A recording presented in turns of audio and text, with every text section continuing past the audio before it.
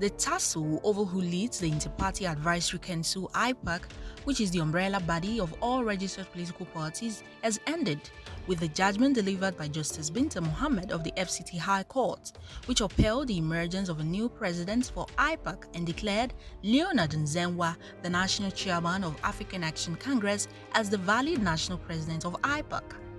This judgment lays to rest the controversy which trailed the registration of 74 parties by INEC on who, between Leonard Nzenwa of AAC and Peter Ameh of PPA, is the authentic president of IPAC. In February 2020, INEC deregistered 74 parties including the PPA, the party upon which Peter Ameh was elected IPAC president.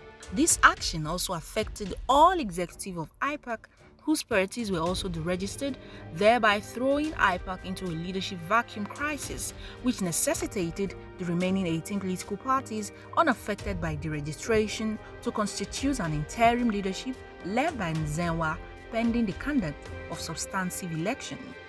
Angered by the move, Peter Ameh's side of the divide kept laying claim to IPAC's leadership despite the registration of their political parties.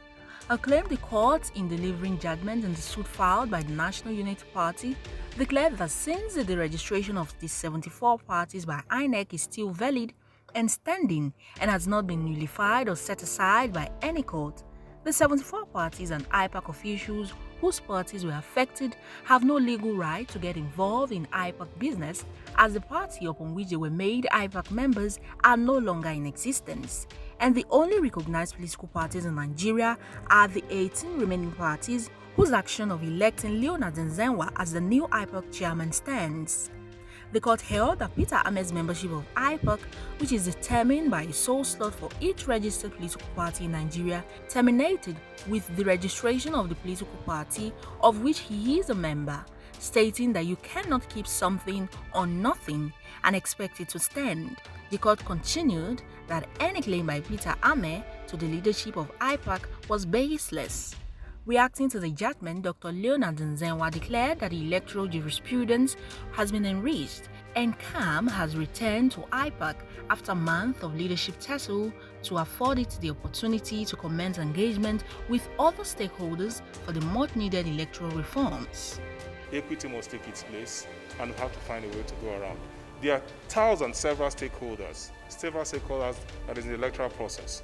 And if we say IPAC will not be functioning, the electoral process will not function, who will engage with these stakeholders? The whole political system will be in confusion.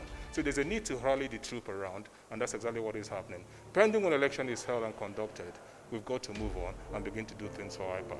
Attempt to get the stance of the plaintiff or his lawyer on the matter proved abortive, as both were unavailable for comment.